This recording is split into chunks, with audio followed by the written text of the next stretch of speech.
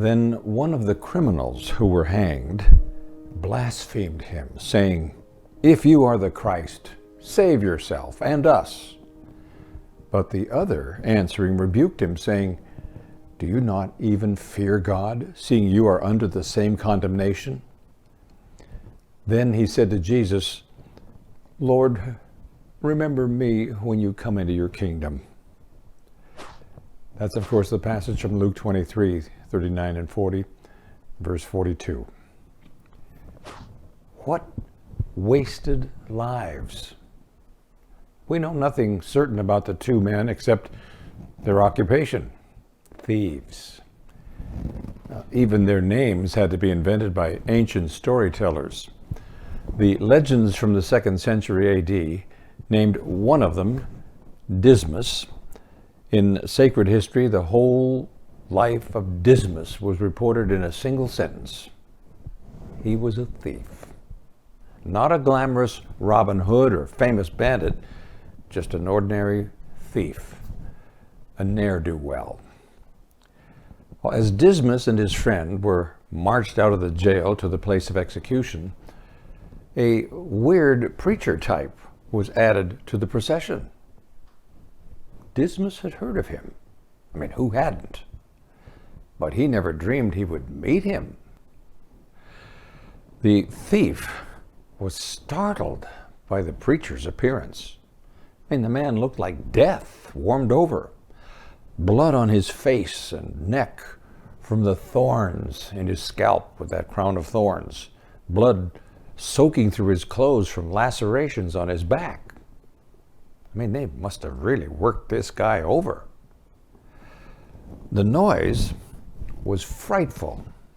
Crucifixions always drew a crowd of onlookers, and often they were hostile.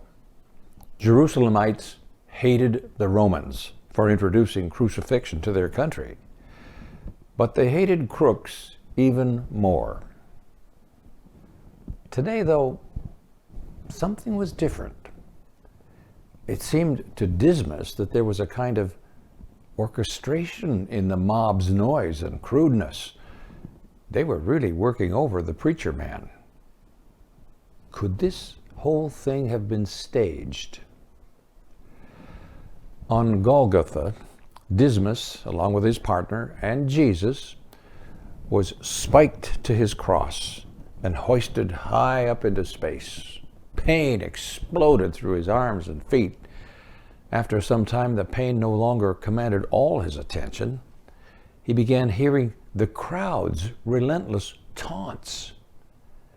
At least he thought, "They're not after me." "Hey, Jesus," someone in the crowd yelled.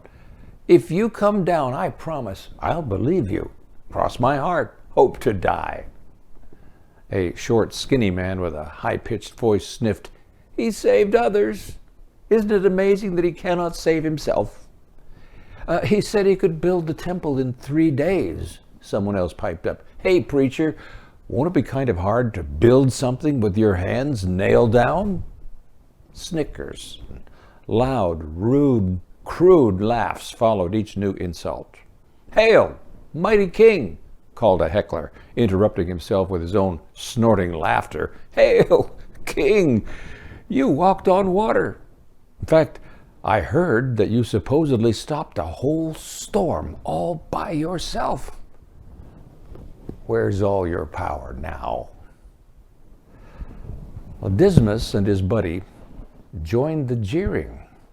It felt better to throw insults than to face their own smothering despair. Dismas tried not to think of all the choices he could have made that would have spared him this end. The curse of God. That's what people called it. Anyone hung on a tree was cursed. A cross was the ultimate cursed tree. And why shouldn't he be cursed? He remembered the time he and his friend had knocked down an old lady on her way to market. She didn't have any money, just a sack of apricots. Well, they'd each stuffed a few into their bags and left her cowering in the dirt. What for? Why did he have to beat up grandmas? And pictures of his first murder played in his mind. A group of his fellows and he and his friends had jumped a fellow. He looked as if he was maybe 13 or 14, but they figured he had money. He made too much trouble, and one of the group put a dagger in the fellow's back just below his ribs. They got his money all right. Quite a bit, in fact. But was it worth spilling this guy's guts? Dismas had gotten used to doing what was necessary, but he could never quite put to sleep the memory of that first time. Dismas shook his head, trying to escape the sickening memories. "Hey, preacher man," he grunted. "Why don't you get yourself out of this mess and take us with you? I know a great hideout just a half-day's run from here." Later, as the pain began to rise in his viscera and shoulders, his jibes at the preacher became fiercer. "Hey, preach, did you really do all that stuff they've been saying? Then why don't you do something, huh? Get us out of here." His actual words were too profane to say. "Quit hanging there like a side of beef. Do something." Both thieves were now becoming crazed with pain. The preacher between them made a perfect target for their fury at God and the world and their pain. His silence annoyed and provoked them. Goaded by pain, the crowd and each other, their language grew even harsher and more vulgar. And finally, the man in the middle broke his silence. Looking down at a sobbing woman, he called to her, "Lady." She raised her head. Lifting his right eyebrow and glancing with his eyes at the man standing beside her, he rasped, "Lady, there is your son." He paused, caught his breath, then spoke again, this time tilting his head toward the woman. "There is your mother." Dismas was stunned. He hadn't paid much attention to the quiet people about the cross. There were too many noisy ones. Well, he had noticed one striking lady he took to be the preacher's mistress or wife. Now he looked around and saw huddled groups of people out on the edges of the crowd, obviously because the man next to him was dying. It was not unusual for a convict to have friends or relatives, but the preacher's interaction with that man and woman at the foot of his cross gripped Dismas's attention. Even through his words, though they were distorted by pain and the dryness of his mouth, there was a gentleness and a warmth in the preacher's voice, utterly alien to this miserable place. It was from another universe. The thief had heard the preacher speak when the three were first nailed to the crosses. But Dismas had been too busy with his own pain to pay much attention. Now the words came back to him. "Father, forgive them, for they do not know what they are doing." What kind of man was this who remained free even on a cross? After all they had done to him, he still was not broken. He acted like a king, dispensing royal favors, not a defeated convict. He acted like a god, distributing mercy. This preacher who could not be cowed began to stir respect in the thief. Dismas listened with fresh interest to the priests in the crowd. He had never trusted anyone, especially religious people. If they were against this preacher, well, maybe he was really okay. For Dismas, the renegade, it was not too hard to sympathize with someone that the system hated. Besides, was the stuff they were saying really true? Had this man really, truly raised the dead, walked on water, created huge picnics from little boys' lunches? If he had, why were the priests so down on him?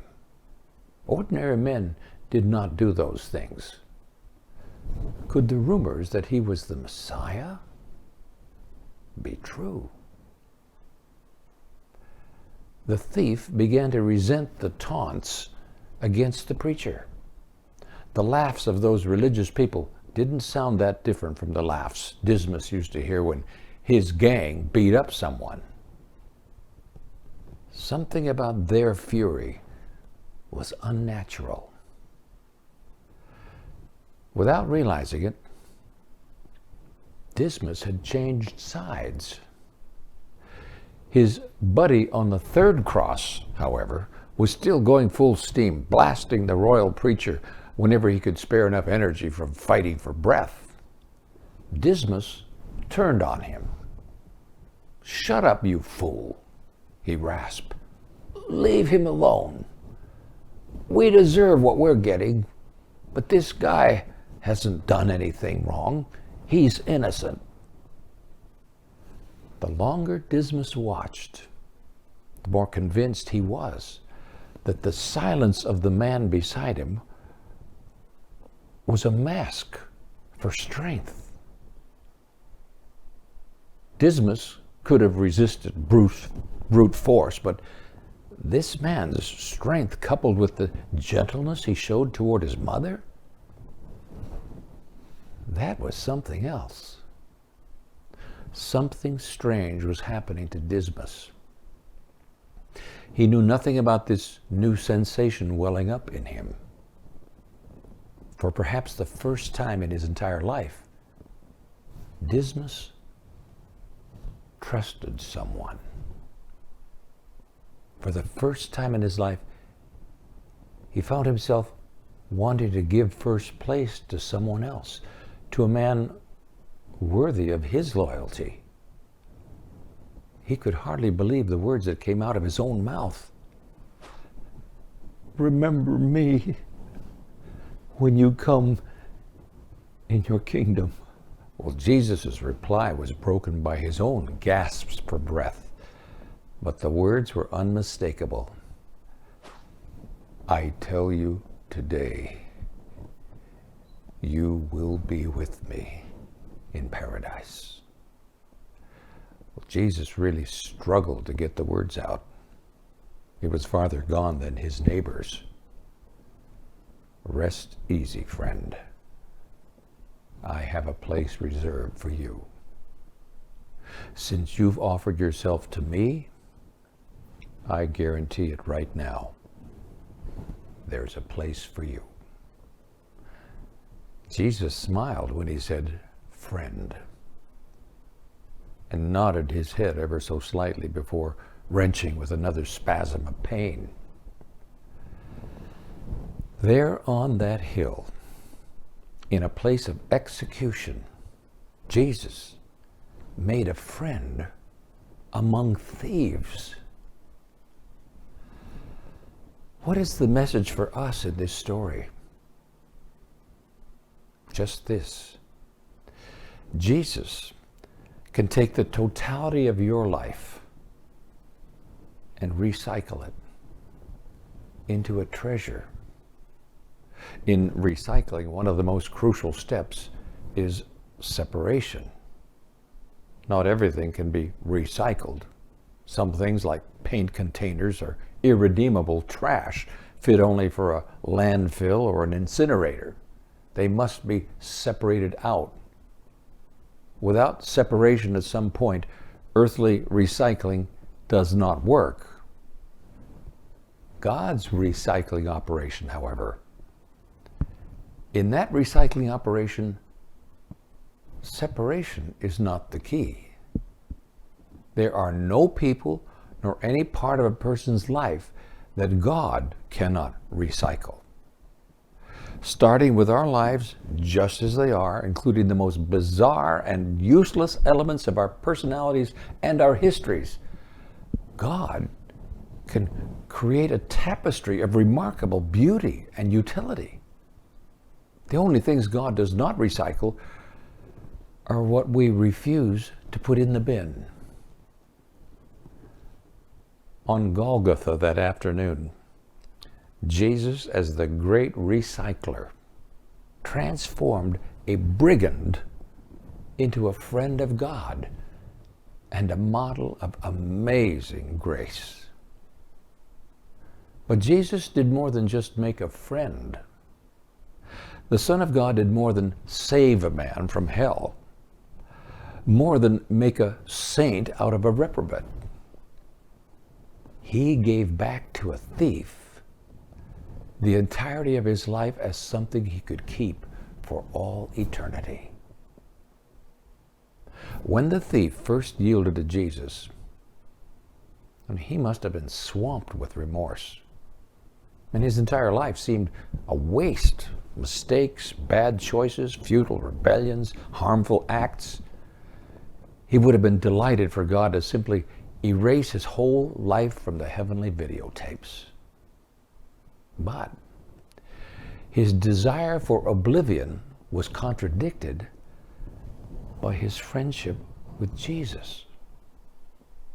Which episode in his life could be omitted and he still end up meeting Jesus and becoming his friend? That friendship now comprised the supreme value in his life. The worth of everything was measured by its impact on that friendship. His most recent arrest, which had led directly to crucifixion, had brought him here to Golgotha to meet Jesus.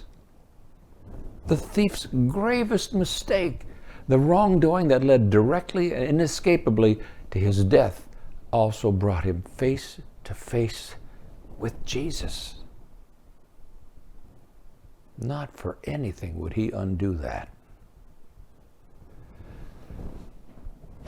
Well, you ask the question, Lonnie, did God intend for Dismas to steal and die? No, absolutely not. But over and over again, the Bible writers tell of God's taking not just people's best efforts, but their greatest blunders and even their greatest sins, and weaving those disasters back into his plan. And he does it in such a masterful way that, looking back from the viewpoint of eternity, it will appear that God planned and orchestrated it all. Even while sinners are hard at work rebelling against him, God is working in their foolishness to accomplish his beneficent purposes. Now, God's goodness shames us. We hate the damage our wrongdoing has done to people and the disgrace it has brought on God. But when we see what God has done and made of our lives, we cannot hate ourselves without somehow denigrating him. Have you made a mess of your life? Have you ruined God's plan for your future? Gotten into an unwise marriage? Contracted AIDS? Alienated your children? Allowed an illicit sexual union to invade your life? Have you neglected your spiritual life or broken your connection with the Church of God? Have you gone so far away from God's ideal for your life that nothing can be done? Don't you believe it? God's plan for your life always begins exactly right where you are right now. God is eager to receive you.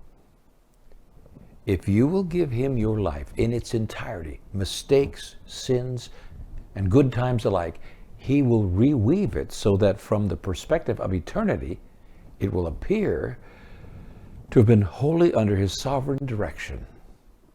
Even if you are nailed to a cross that you have fully earned, God is not made helpless. Even if you have deliberately caused the difficulties that now stand between you and God, God will make a way for you to walk again in his company. A way that begins in your present situation. You see, God is eager for every one of us to pray the thief's prayer. Lord, remember me when you come into your kingdom. If we will cry for that kind of help, we are assured of God's response. I tell you today, you will be with me in paradise.